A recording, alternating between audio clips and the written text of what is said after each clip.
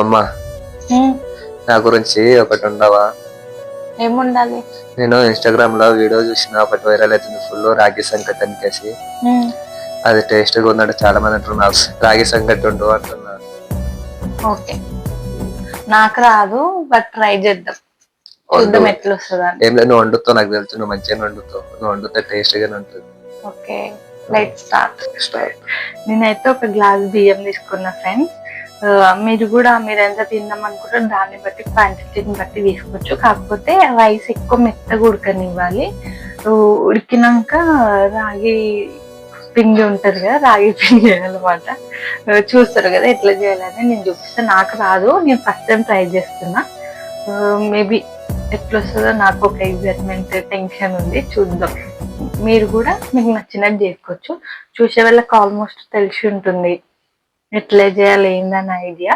ఏమైనా సజెషన్స్ ఉంటే comment box లో కమెంట్ చేయండి.